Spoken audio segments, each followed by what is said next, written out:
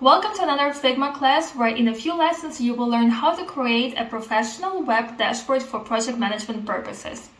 To quickly introduce myself, my name is Tatiana, I'm a UX designer and I enjoy creating an educational content about Figma and about design. So during this class, I will walk you through the whole process from the beginning till the end, how to create a web dashboard. So that means we will start with setting up the layout grid and later we will move on to designing the navigation bar, the icons, the profile picture and other elements within the dashboard. And in the end, I encourage you to send me your work so that I can give you my feedback. And in this way, you can learn and also grow in your design skills.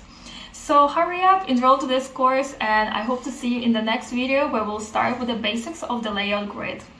Welcome to the first part of this class where we are going to set up a grid for our dashboard. And setting up a grid is quite a good practice before we start to design any type of UI because with a grid, all the elements within our frame can be consistent. So to start, let's quickly select a frame and we are going to create a web dashboard. So in the predefined frames, we're going to select a desktop frame. I will quickly rename it. And the first step will be to go to the layout grid and to create the first grid right here. So we are going to start with the grid itself.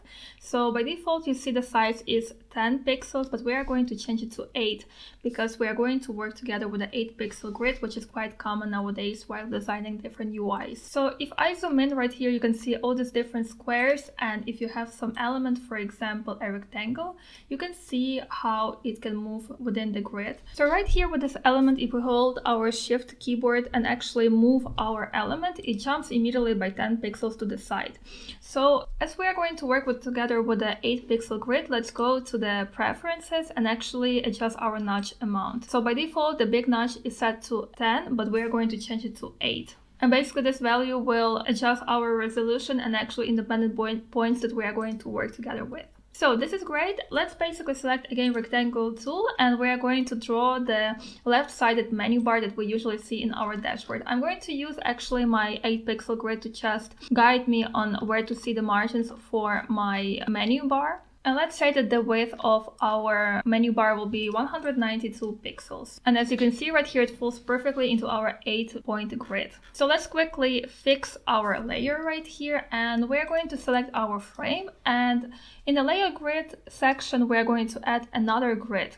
But this time, instead of a grid, we are going to select columns. And in the columns, you see all these different types of settings. And usually when we work with web UIs, we will work together with 12-column grid. So as you can see, the number of columns right here is immediately changed. And in the type, we are going to select that our columns are going to start from the left side. So you immediately see how they actually move to the left. And right here with the gutter, as we work with 8 pixel grid, it's a common practice to set it to 24. And actually, we are also going to work with the offset, which means the width of our left menu bar together with the margin that we want to set within. So I'm going just to hold Alt and actually increase the value right here. So let's zoom in and actually check so it's more precise. I think that we should modify it by 1 pixel. And when I basically draw another rectangular tool, I can see in the width what is actually the margin. So it's actually 56 pixel. So this is kind of a set point that I'm going to have on another side of my frame, basically from the right side.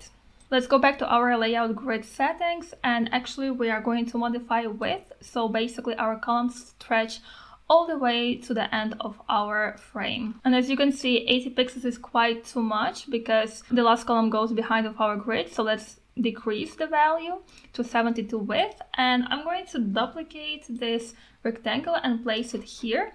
So as we can see, it's slightly more. Our margin is 64 pixels instead of 56, but it's quite fine because usually in dashboards you need to have a bit of more space on the right side. So simple as that, we set up our grid.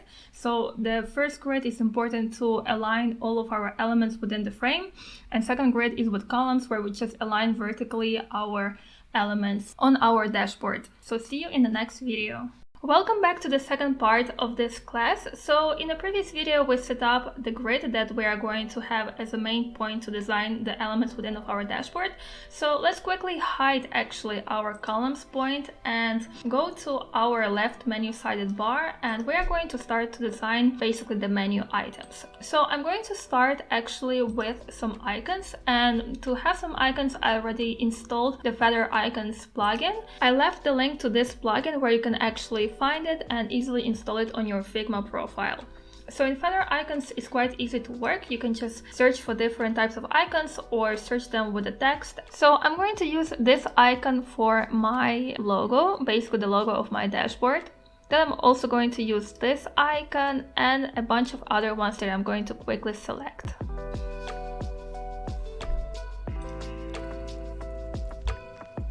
Okay, so right here are my icons. It looks a bit messy, so I'm going just to move these icons away from each other. Alright, so let's place this one on the top and also the other ones right below the first icon. So I'm going to select all of these icons, align them in the center, and also have the same space between each of them. So for example, I'm going to use the value of 36. And within the icon, I think that the stroke is quite thick. So I'm going to select each icon and actually modify the stroke value to the lower one. So for example, if we select this frame, I can select all the vector layers and actually go to stroke and modify the value to 1. The same goes to other icons that I just selected.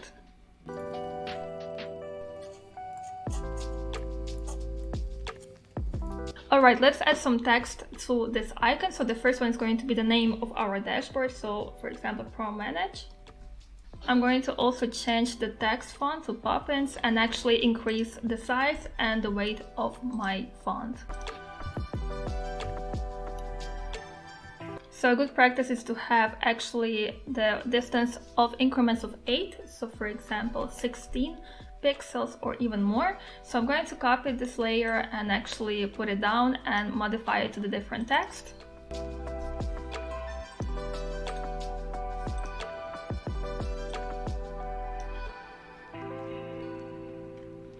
And right here is going to be board.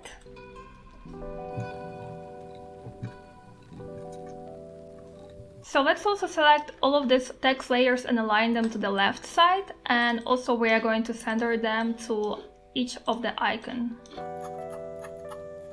Okay, so when we are done, we are going to select all of these layers and move them actually to the side of our menu frame, and we are going to position it exactly with our grid that we just created. I'm going to actually increase this layer a bit to the value of 224 because I feel like I need more space for our icons and for our text within. Perfect, so I'm going to lower the logout value a bit to the bottom side because it's kind of the less relevant value to have for us. And also these 4 menu items I'm going to lower a bit more down so that we have our logo more distinguished. So let's also select our layer and change the fill, so it's going to be white, and I'm going to also apply effects, so drop shadow, so that we can actually distinguish this layer from other parts of our dashboard. Okay, something like that. So let's also hide our grid to see how it looks, and I think we can slowly modify it to have it less visible. Okay, and also the last thing to have is that we are going to highlight exactly the menu item where we are going to be located, and this is going to be in the item that is called board. So I'm going to have the value, I'm going to have it painted into the black, but other values I'm going to basically change it to the lighter gray.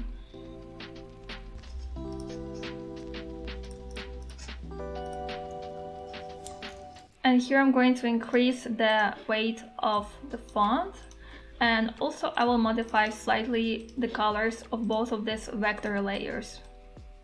So it's more colorful and it looks more like a logo. And the last thing I want to still highlight that I'm located inside of the board. Here we have our rectangle with the fill that we are going to align in the center as well. And I'm going to also color it in a light blue. And then I'm going to decrease the opacity to the value of 10, so it's slightly visible that we are inside of our board. So we just simply created our first menu bar from the left side, and in the next video we are going to create our header and move on with other elements to create a simple dashboard. In this part we are going to work on the header and also on the first elements within of our dashboard. So as again, I'm going to add more icons to basically showcase that the person can search and see notifications and the help center within the dashboard. So I'm going to go back to the Feather Icons plugin and search for more icons. Perfect, 3 of our icons are right here. I'm going to move them again from each other.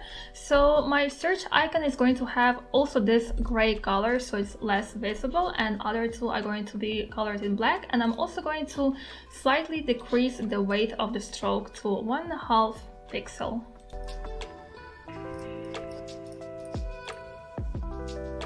Perfect, let's align both of these frames and actually move them a bit more to the top.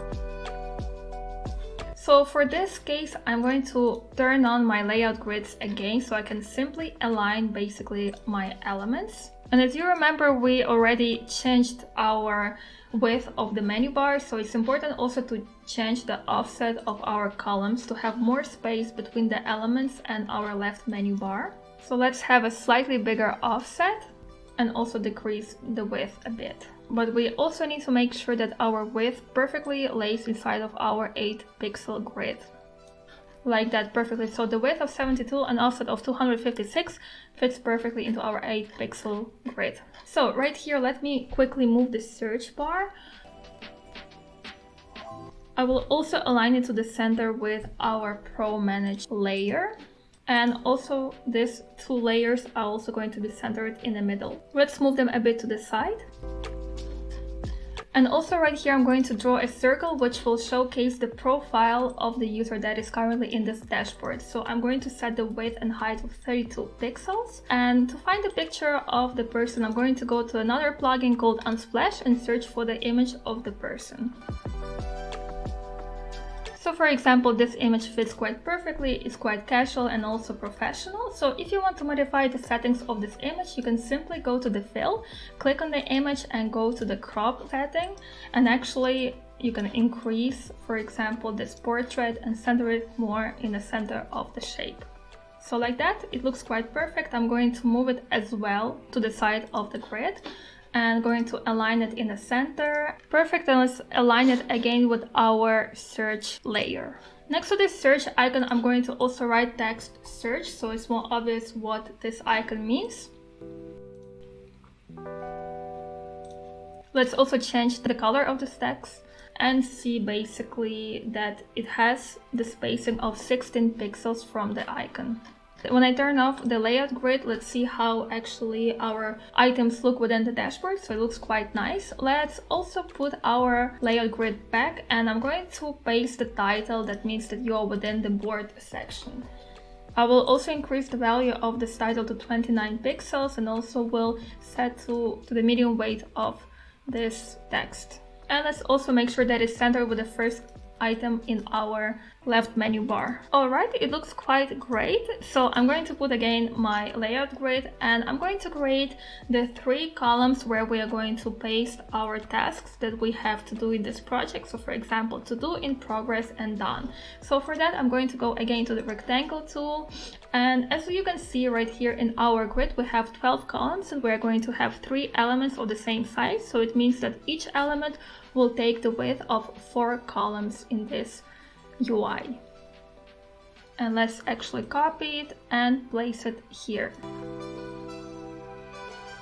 Okay, so it's actually centered and it fits perfectly. And I'm going to go to the corner radius and change the value to 10 so our corners are smooth and actually are not so sharp, but we just had them right now. So for my previous project, I actually copied the color palette right here that I want to use for my dashboard. You can apply your own color palette, or you can actually use the one that I'm using. I also left in the description of this class the color codes of each color that I used for this dashboard. So I'm going to select all of these 3 layers and change their color to the lighter gray. And let's also write the titles for each of this section. So to do, And of course, I want it to be perfect with the grid, so let's make sure that it's perfectly aligned. Alright, and I will also add another icons, which is plus and more settings. I'm going to search for the plus icon and also for more settings. Exactly like that. I will of course again go and modify the value of the stroke to 1.5, and also I will do the same with the second icon. Let's also lock this rectangle so it doesn't move on our way, and we're going to select both of these layers and actually put them on the same level with our subtitle. I select all of these 3 layers and align them exactly in the center. And right here I will also make sure that we have a good alignment of all of these 3 layers, and the distance between them is going to be also relevant to our 8 pixel grid. Awesome, I'm going to select these 3 layers and group them, and also copy them 2 times to basically put them exactly in the same position to the other 2 sections. And the final touch will be to actually change the text to in progress and done. I think our dashboard starts getting better and better, more filled in with different types of elements. So in the next video, we're going to add more elements within each of these sections.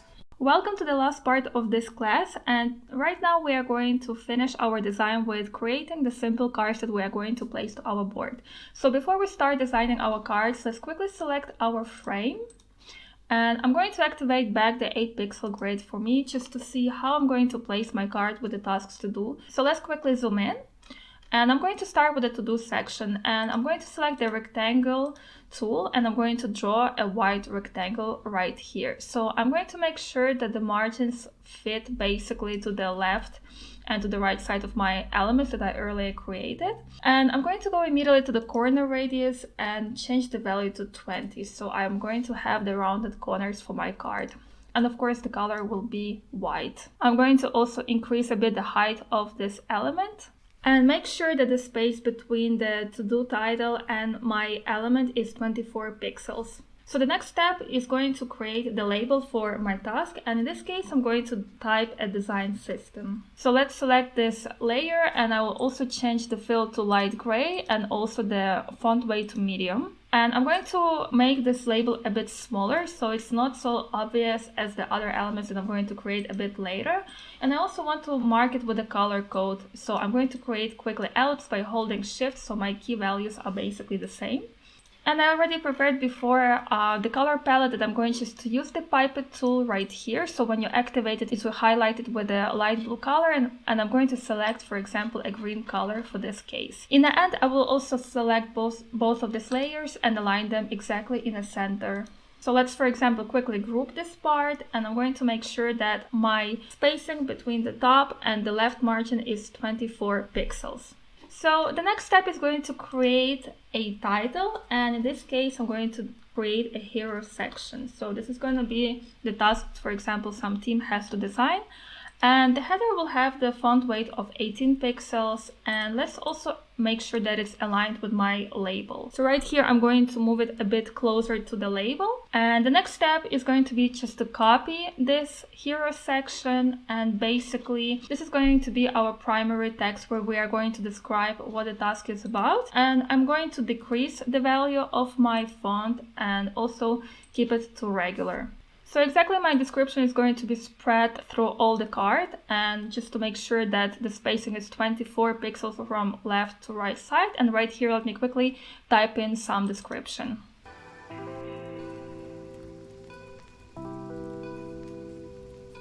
So this is just a simple text that I just came up with, and I'm going to also make sure that the spacing between the primary text and the title is 8 pixels as well. As well, I want my card to have also the settings, so I'm just going to select the earlier created settings icons, and I'm going just to copy it and place it next to my label. And of course, it's going to be also centered to the right side, the same as my primary text. So the last step is going to actually create small labels with initials of people who are going to be responsible for this task. And for that, I'm going to select again an ellipse tool, and by holding shift, I'm going to draw a simple circle. And immediately I'm going to go to the stroke and add a simple stroke with white color that is going to be inside of the ellipse. And of course, by selecting fill, I will select again my pipette and go to my color palette and select one of the colors that I prepared earlier in this class. So as well, I'm going to create some initials of a person who is going to be responsible for this task. And by selecting both of these layers, I'm going just to center it exactly in horizontal and vertical position. And in that, let's just quickly group both of these elements. So I also am going to lower the position of this element by 16 pixels. And for example, I will also copy this element, and because I want, for example, 2 people to be assigned to this issue. So let's quickly go again to my color palette and change, for example, to this color. And right here, I'm going just to change the initials like that. And right here, I also want my ellipse to have 24 pixels of distance to the margin of this card. So I am going to simply increase the height of this white rectangle. So this is just a simple example of how we created our card. I'm going to disable the grid just to see how it will look like.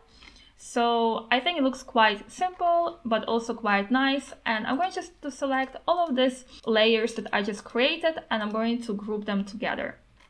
And right here, just to finish off our design, I will copy this card and change the content in it so that in the end, we can have quite a nice dashboard with the tasks.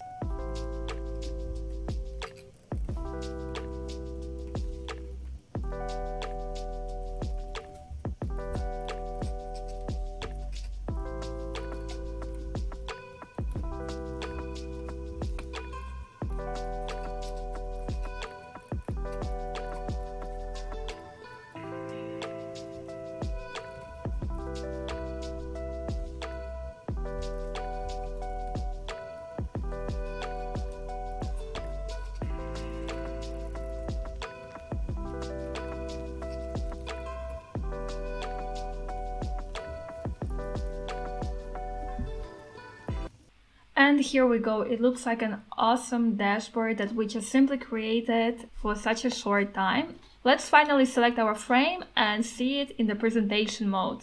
So this is how we created our simple and very professional dashboard for task management for the project team. So guys, I'm really curious to see your work, whether you created a similar dashboard or a bit different one that you wanted to create for your portfolio or just for fun for yourself. Let me know and I'll be happy to give you feedback. And thank you so much for following this class, and I hope to see you in the next class that I'm going to prepare quite soon.